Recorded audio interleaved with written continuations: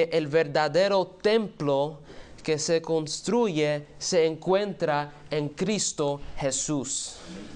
Cuando Él venga, Él nos declarará todo. Jesús le dijo, yo soy el que habla contigo. El pasaje en capítulo 7 de 1 de Samuel es un pasaje mesiánico. Punto número 2. Jesús es el cumplimiento de la profecía.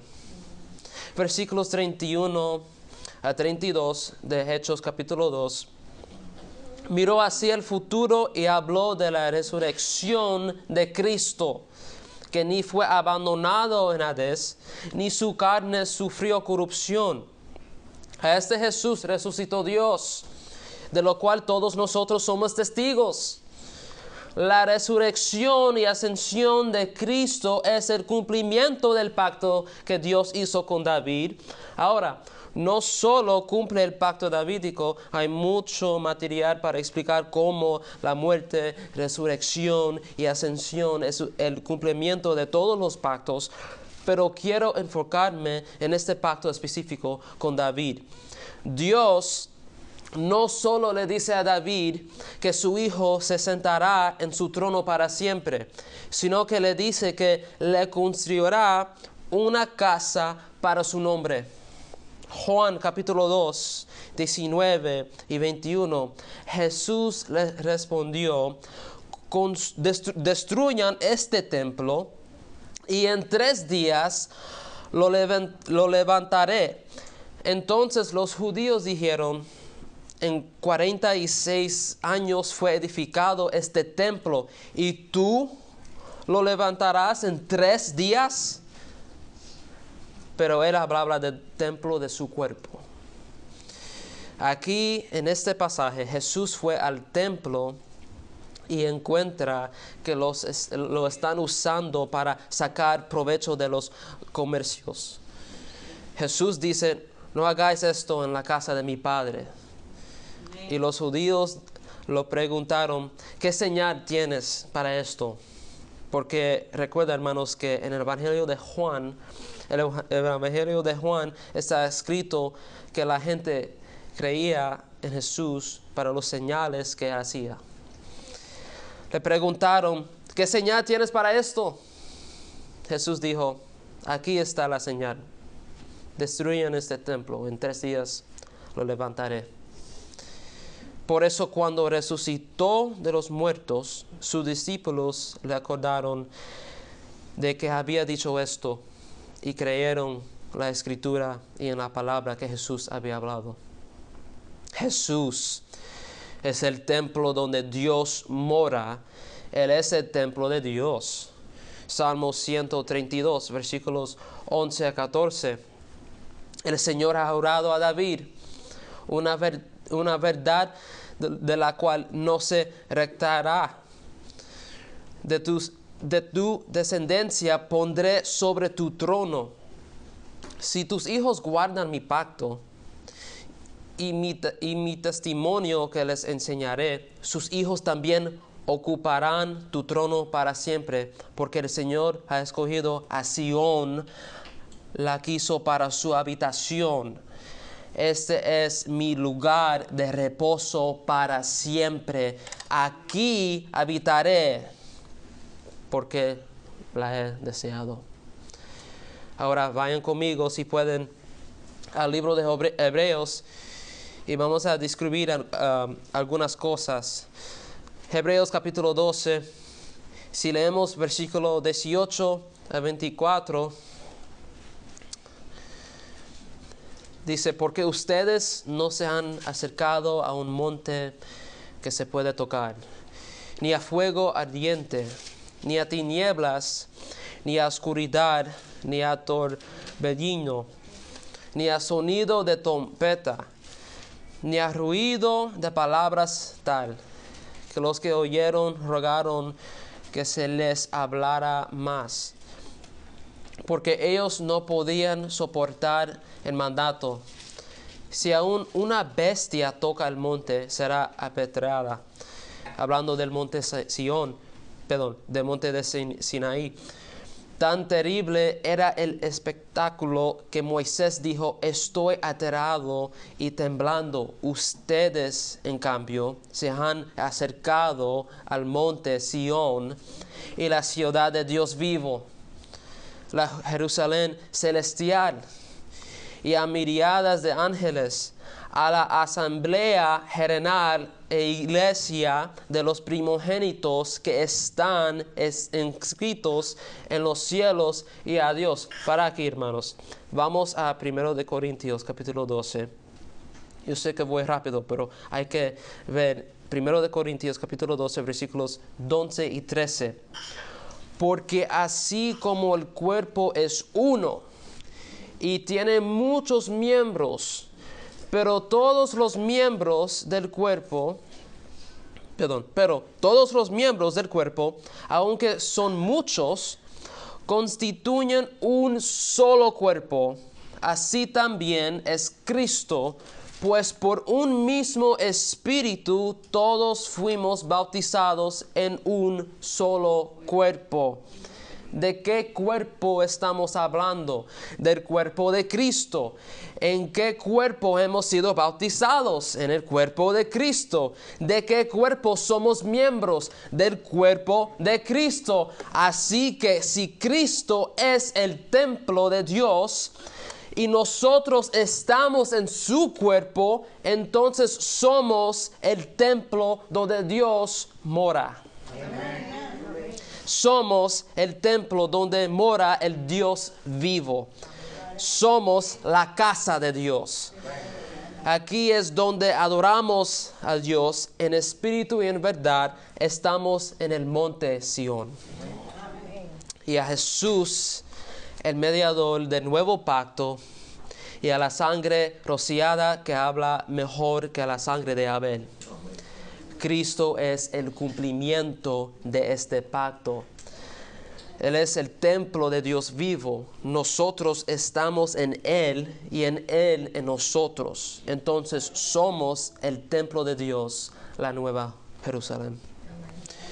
Punto número 3. Jesús reina desde su trono. Jesús está reinando desde su trono. Versículo 33 de Hechos 2, nuestro texto. Así que, exaltado a la diestra de Dios, y habiendo recibido del Padre la promesa del Espíritu Santo, ha derramado esto que ustedes ven y oyen. Cuando Jesús fue exaltado a la diestra de Dios, se sentó en el trono que Dios dijo que establecería para siempre.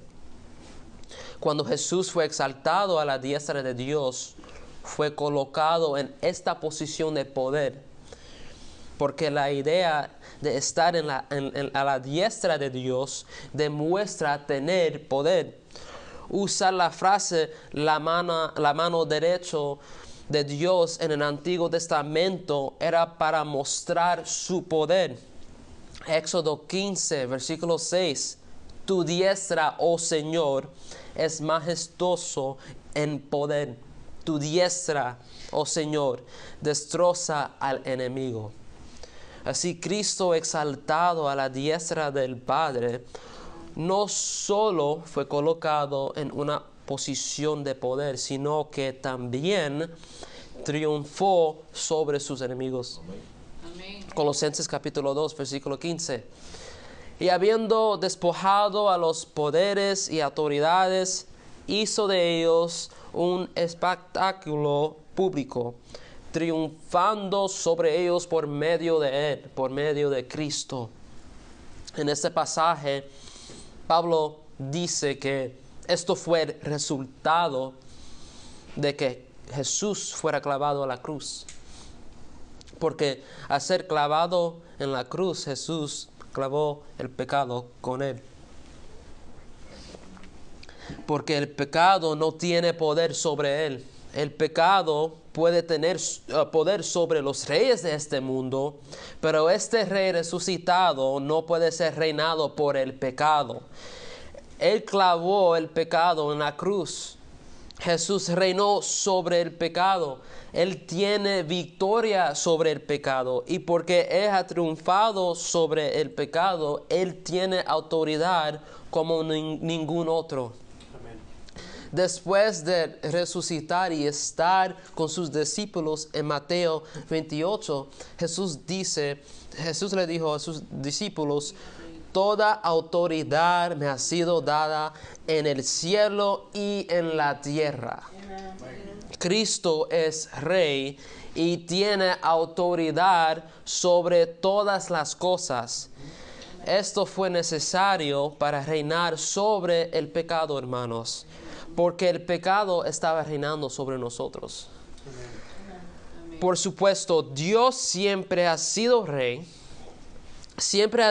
sobre su pueblo y toda creación, pero también ha ordenado un momento específico en tiempo para poner su Rey en el trono y que el Padre pueda ser glorificado por el Hijo. Por tanto, debido al reino de Cristo y estando nosotros en Cristo, nos coloca en una posición en la que nosotros también reinamos con Él. También nosotros reinamos con Cristo.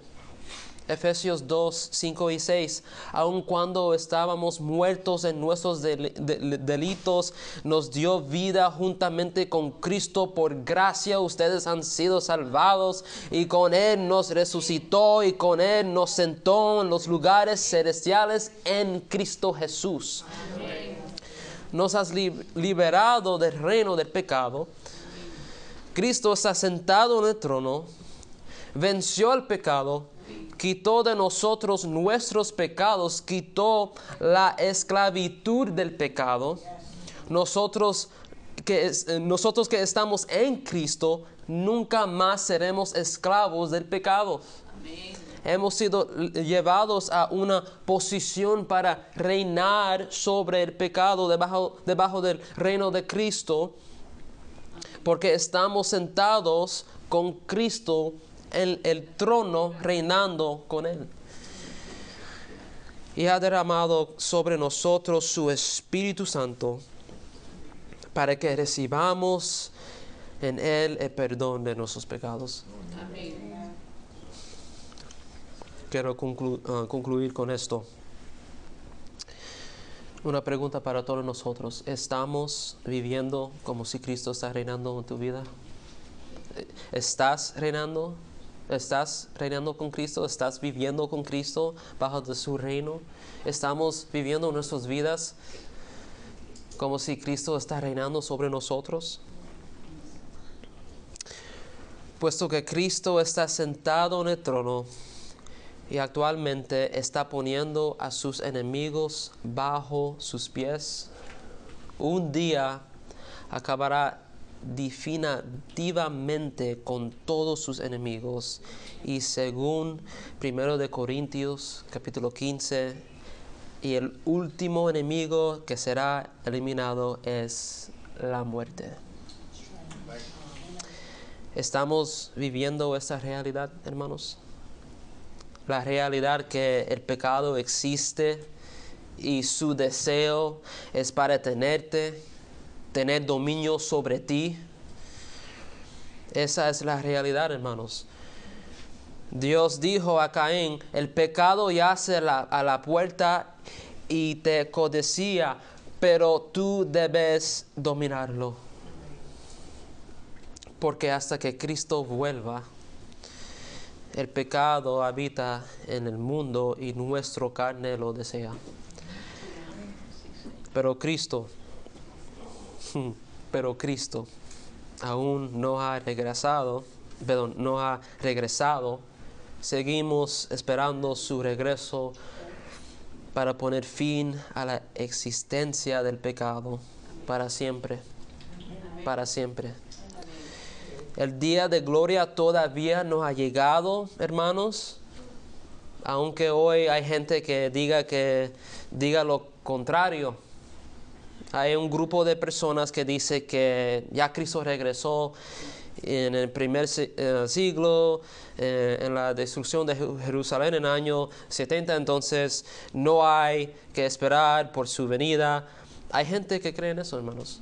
Hay gente que cree que Jesús no vendrá, que ya vendró, que ya regresó. Perdón. Hay gente que cree en eso. Ellos creen que ya Cristo regresó. Pero eso es contra lo que dice las Escrituras. Cuando Cristo regrese, Él va a juzgar todo el mundo y poner fin al pecado. Nosotros batallamos con el pecado cada día. Amén. Nosotros batallamos cada día con el pecado. Espero que no estoy solo y no estoy viendo personas de mi mente. Nosotros batallamos con el pecado cada día. No hay una versión perfecta de la vida cristiana, hermanos. No hay un cristiano que no está afectado por el pecado. Eso no existe. Todos nosotros somos afectados aún en este momento. Hasta que Cristo regrese, nosotros batallamos cada día con nuestros pecados y así esperamos ansiosamente el regreso del Señor. Como el pastor Charles Spurgeon dijo una vez, todos los días debemos despertarnos y mirar por la ventana y decir, ay, qué pena, Él no ha regresado todavía. Cristo regresará por su pueblo, para que podamos estar con Él para siempre, sin la existencia del pecado. Hermanos, ¿pueden imaginar eso? Sin estar con pecado.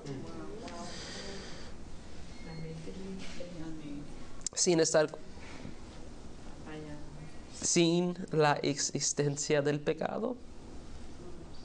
No va a ser un rapto secreto, hermanos. Perdóname ustedes, como dice nuestro pastor Edgar. No va a ser un rapto secreto. Hay otra gente que dice que un rapto secreto viene, que la iglesia va a desaparecer de repente y después de eso el mundo va a pasar por una gran tribulación por 7 años y al fin de esos 7 años luego Jesús regresa, no para juzgar el mundo, pero para establecer su reino en la tierra en Jerusalén por 1000 años. No, no, no, no. Jesús está sentado en el trono en este momento a la diestra de Dios. Él está reinando ahora con poder. Amén. El pecado, hermanos, escúchame. El pecado entró en el mundo. Y la muerte por el pecado. Y porque todos han pecado, todos hemos pecado porque somos descendientes de Adán, el primer hombre. Él pecó contra Dios y trajo la maldición del pecado sobre nosotros. Todos han pecado y están lejos de Dios. Pero en el jardín donde cayó el primer hombre, Dios prometió a la mujer que por la simiente de la mujer la cabeza del serpiente sería aplastada. Y entonces Jesucristo, el Hijo de Dios, se humilló añadiendo a sí mismo una segunda naturaleza, una naturaleza humana, nacido de la Virgen María, descendiente de Adán y David. Vive una vida sin pecado y justa en obediencia a la ley de Dios. Muere en la cruz por los pecadores para redimir para sí a un pueblo apartado del mundo, para que ellos se acerquen a Dios a servirle. Aplastó la cabeza de Satanás en la cruz. Jesús, el Hijo de Dios, vino a destruir las obras del diablo. Ahora el príncipe de este mundo será echado fuera. Arrepiéntense porque el reino de Dios se ha acercado. Jesús es Rey. Amén.